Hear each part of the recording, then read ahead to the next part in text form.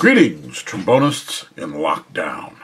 I am here again today to bring you another video that I made for the band program at a local high school, and I thought that I would share that information with you as well. Somebody might find it interesting, and last time I spoke way too long and just kind of blah, blah, blah, blah, way too much, so I figure we'll just get to it.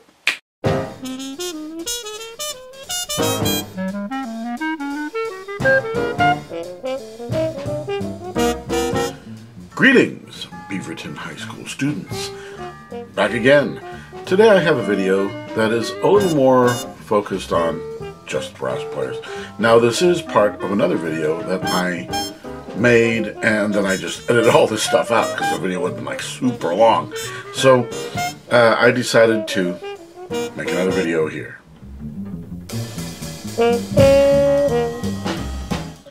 Okay, well, now that that has been taken care of, we can start talking about what you need as a brass player to make a successful practice session. Of course, we're going to review what we did in the last video, and let's go over those now.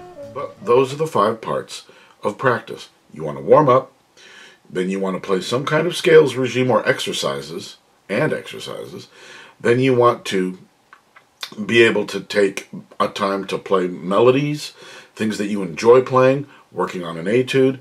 Then 4, you want to practice as if you were play as if you were performing.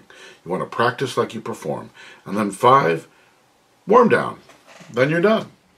Now that that's taken care of, we can talk about today's topic. Today's topic is focused on brass players. For brass players, we have a unique situation with having to play in that you can't play as loud as you need to be able to play when you're practicing at home. And this is what that video will be about. I also want to talk about some other tools that brass players will need in their practice regime. When we play a brass instrument, we want to be able to play soft, we want to be able to play loud. And one of the things that I discovered is that when I was a young man and I was practicing in my bedroom, the bedroom had a rather low ceiling. And when I would play my tuba, and I'd have my I can't even see the top of it, so, you know, because it's so big. But the tuba is kind of close to the ceiling. There's not a lot of headroom here. And because of that, when I would practice in my room, the sound just comes crashing down on my head if I try to play loud. And it was really disconcerting. And so I backed off on how loud I was playing. And honestly, no matter how softly I played, it just still sounded, I could still hear it really well, and it still sounded pretty loud. But what I discovered after a summer of practicing tuba in my bedroom with that low ceiling was that when I got into the band, I was so tired. I was getting just out of air, and what I realized was I was trying to play louder than I had been practicing all summer long, and I just did not have the stamina or the chops to be able to do it. So, one of the things that brass players have to do is brass players have to take a moment to play loud over a long time. I usually incorporate that as part of the end of my warm-up right before I go into doing scales. Sometimes I incorporate it with scales. I'll play a scale up and then just hold a note at the top of the scale really long and really loud. Now the problem is, if you live in a house with family members that are also stuck at home, or an apartment where you've got a neighbor upstairs, over there, then you may find yourself in a serious fix because they're not going to enjoy listening to you blaring away. And then it becomes incumbent that you own one of these. This is a practice mute. This is a really cheap practice mute. Now what is a practice mute? Practice mute is simple. It goes into this end, and when you put air into this end, it's just not that loud. And they come in all different kinds of price points. Like I said, this is an El Cheapo. It costs like $8 on Amazon. And they come in all kinds of designer colors. But it works. Now, these mutes, because they come in different price points, They fit in your bell differently, and they have different playing characteristics. Some of these are terribly out of tune. Like when I play low on this one, I can barely play because it's so stuffy that it doesn't really work very well. And with practice mutes, you get what you pay for. So if you go up to the next level of practice mute, you can get yourself a nice Ral Practice Meter. This is actually a very good mute. Basically, it's a straight mute with a hole drilled in it to let the air out and a cork that goes all the way around. Now when I put this one into my horn, not only can I play a more full range, but it dampens the sound a different way that it actually is a little more appealing to listen to. So if I want to play loud, I'm not blowing holes in the wall or making my neighbor really, really upset. This practice mute isn't terribly expensive. You can actually find these used online sometimes, and they're really cheap. If you do get one used, make sure that the cork is in good shape and goes all the way around. Another mute that I have is this mute. This is a great mute. This is a mute I got in Japan many years ago. How they sell them in the United States too, of course, now. But the thing I like about this mute is when I put it in the bell of my horn, it pretty much fits in there without sticking out. And what's great about that is I can fit it in my case. So when I go to a concert hall, I can be in back while another band is playing, and I can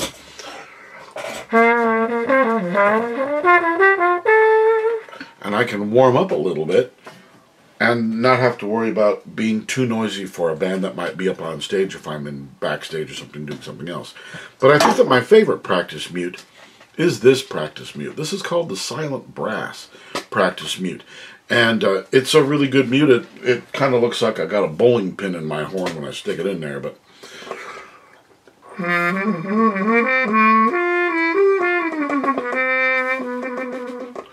it's very quiet. And it also has less back pressure than this mute or this mute. And because of that, it makes this mute really, really advantageous. Again, you can find these online too, but you got to make sure that the neoprene top of it isn't cracked at all. You can buy the mute alone, or you can buy it with this handy little device. This is the Silent Brass Mixer.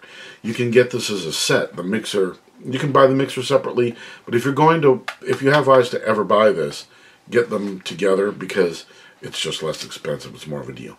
And the nice thing about this is it's battery operated. It can clip onto your belt. It connects to the mute via this cable. You see, this mute has a little microphone inside of it.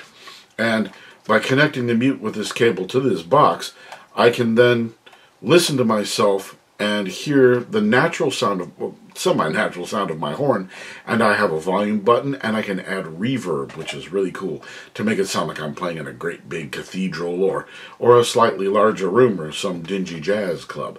Another advantage to it is it also has an auxiliary input, which I can plug my iPod into, and I can play some of my jazz play-along tracks, so I can use the mixer on board to control the volume of my iPod, and I can control my volume, and I can play along with my tracks in my headphones while using the mute and not disturb anybody or put them through the pains of listening to me play crummy jazz.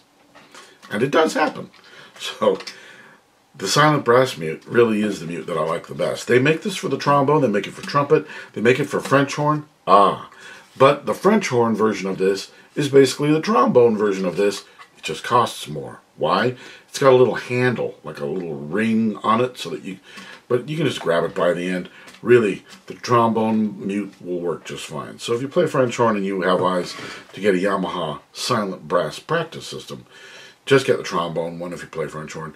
They make one for tuba as well, but I can't. I don't know how that would work, and I think it must be ungodly expensive. So you may also be wondering how I got around my practice issue on tuba. I started sitting on the floor, so I had more room above my head to play, and I'd open my closet door, and I would just turn the tuba sideways and play really loud into my clothes hanging in the closet, and that would kind of dampen the sound. Unfortunately, I didn't have a practice mute. But with trombone, it's great to be able to use a practice mute. Now, if you play saxophone or clarinet, playing loud is something that you want to do too, But again, you may just have to resort to playing into a pillow or something to be able to dampen the sound, because I don't really know of any kind of mute system that they make for those instruments.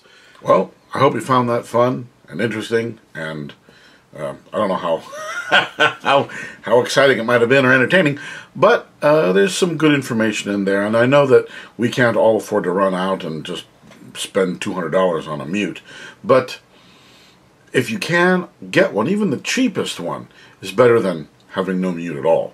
And they do come in handy because you're going to need to be able to play loud, long tones once in a while just to make your chops stronger. Now, there is an issue with playing into practice mutes of any kind, and that is it's a little bit easier to play into a mute.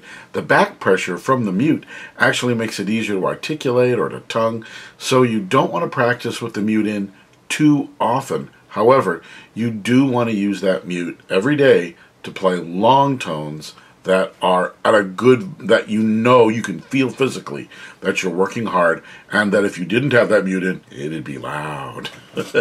So you may want to get that done.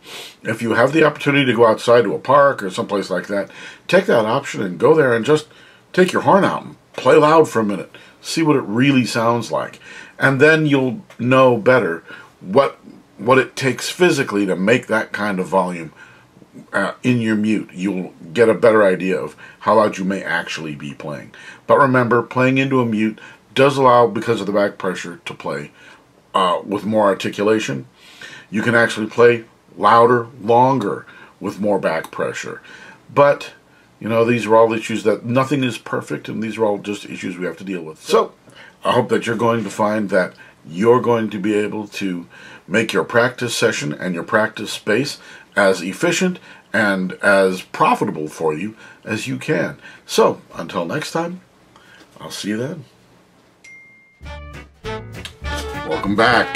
Well, I hope that you found that information useful and interesting. I trust that you did. And one more thing about practice mutes is simply that they are not straight mutes or cup mutes. You can fake it with those a little bit, but it's not like having a practice mute. The reason why is because the cup mute and the straight mute are both meant to be used in live performance, and they are loud. People can hear them from a long ways off. The mute isn't meant necessarily to make you so much softer, a regular straight mute or a regular cup mute. They are meant to change your sound, so you don't necessarily sound like your instrument. So, you'll still need a practice mute if you're going to be able to play and try to practice for endurance playing loud. Well, again, I hope you found this useful, and stay safe, be happy, love music, and we'll see you next time.